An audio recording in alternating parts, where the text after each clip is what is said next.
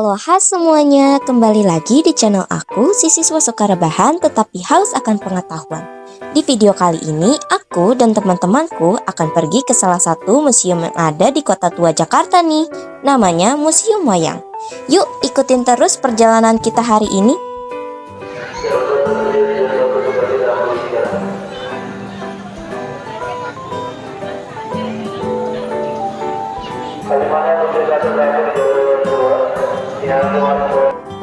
Setelah menempuh perjalanan selama kurang lebih 1 jam menggunakan kereta, akhirnya kita sampai di Kota Tua. Sesampainya di sana, kita langsung berjalan menuju ke Museum Wayang tersebut.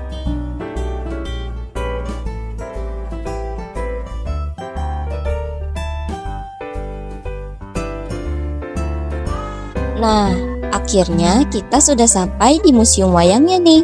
Saat pertama kali masuk ke dalam museumnya, kita disambut dengan 2 patung wayang yang ukurannya besar dan tinggi banget. Setelah disambut 2 patung wayang besar itu dan kita masuk lebih dalam ke museumnya, kita disuguhkan berbagai koleksi wayang yang ditata rapi. Mulai dari wayang kulit, wayang golek, wayang kardus, wayang rumput, wayang janur, topeng, boneka, wayang beber, dan gamelan.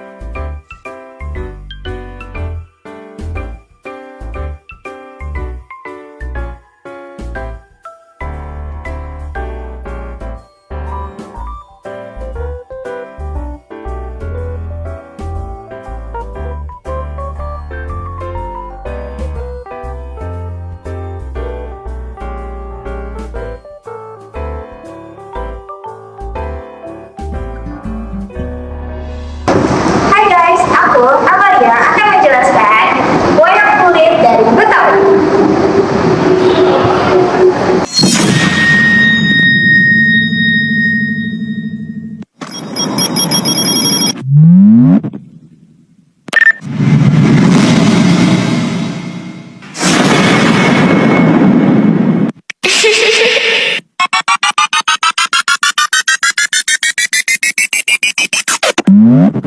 Ya, seperti yang kalian tahu, wayang kulit Betawi merupakan pertunjukan wayang yang menggunakan bahasa Betawi.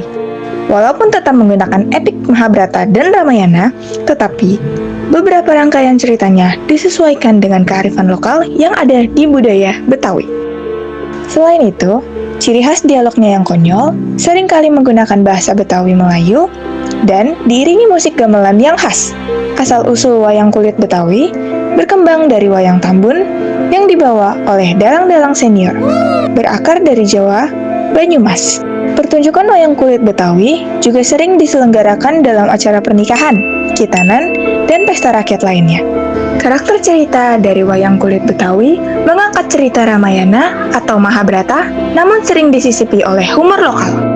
Namun ternyata, status wayang kulit Betawi dikategorikan sebagai seni pertunjukan yang terancam punah oleh Kemendikbud. Halo guys, sekarang kita ada di Museum Wayang nih. Di belakang aku ada salah satu wayang golek si Pitung. Nah, kalian tahu nggak sih siapa si Pitung itu? Si Pitung yang memiliki nama asli Raden Alang adalah seorang pemuda dari Betawi yang lahir dalam keluarga miskin.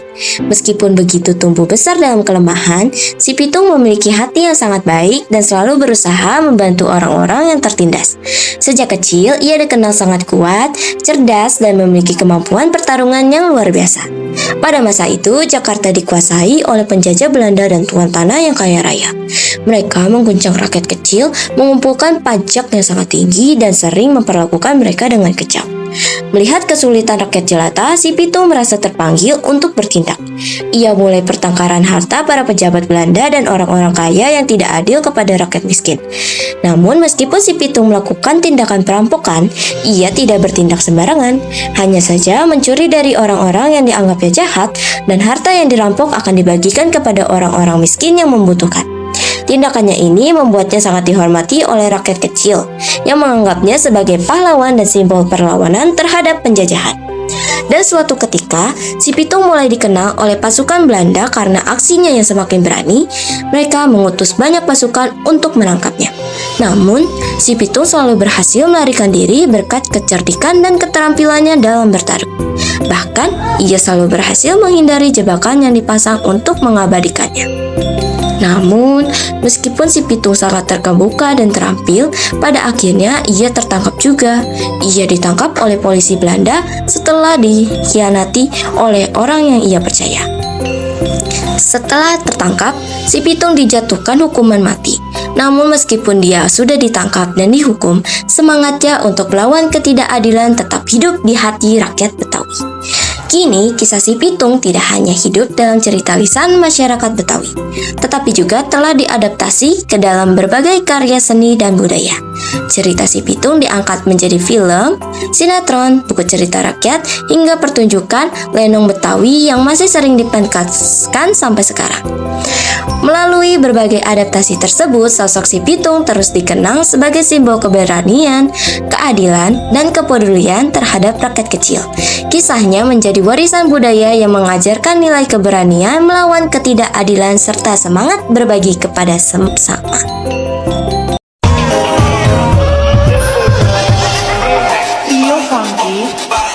Halo guys, di sini aku ada di Surabaya. Aku di sini mau ngejelasin si manis. Halo guys, di Kota Tua, aku dan temanku ke museum wayang yang bagus banget. Setelah melihat berbagai banyak wayang, aku nemu wayang yang unik banget nih, yaitu si Manis Jembatan Ancol. Kalau ngomong si Manis Jembatan Ancol, ini berkaitan dengan hal-hal mistis kan? Nah, di sini uniknya. Aku telusuri di internet dari program On The Spot bersama Om Hal. Legenda si Manis Jembatan Ancol diyakini sebagai Siti Arya, seorang perempuan dari abad ke-19 yang kisah hidupnya berakhir tragis. Dalam program On The Spot, Om Hao bercerita bahwa si Manis bukan sekedar hantu jembatan biasa. Ini adalah kisah tentang perlawanan. Bayangin deh, di tahun 1900-an, seorang gadis berani melawan kehendak tuan tanah demi harga dirinya. Arya harus gugur setelah melalui tindakan kekerasan yang sangat memilukan. Jasadnya dibuang di Ancol menjadi saksi bisu betapa kelamnya sejarah di balik gemerlapnya kawasan ini sekarang. Berbeda dari wayang pada umumnya yang mengangkat kisah Mahabharata atau Ramayana, wayang si Manis Jembatan Ancol menghadirkan legenda lokal Jakarta. Kisahnya mengangkat misteri yang sudah melegenda di kawasan Jembatan Ancol, terutama lewat kemunculannya di malam hari.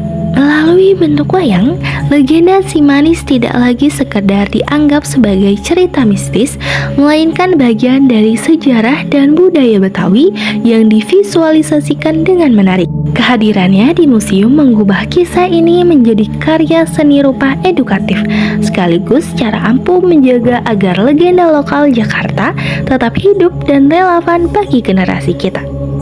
A few moments later. Jadi guys, kita lagi wahana.